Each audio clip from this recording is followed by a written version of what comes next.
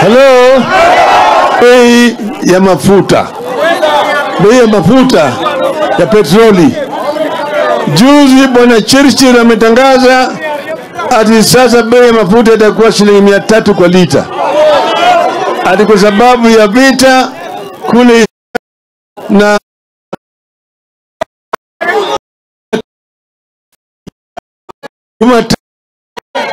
Rais Suluhu wa Tanzania ametangaza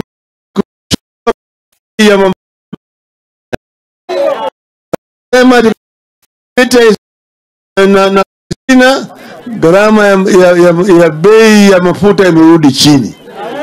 Watanzania wamerudisha bei ya mafuta chini na shilingi 30 kwa lita ya Kenya.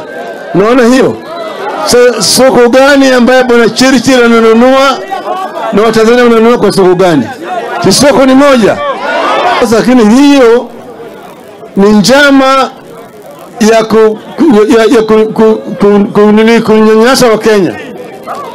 Hiyo bei ambayo wanauza hiyo mafuta katika kila lita wameweka 30 juu. Each and every liter of oil which they are selling, they are eating 30 shillings. Hiyo ninasema tumefanya uchunguzi na wiki ijayo mtatoboa.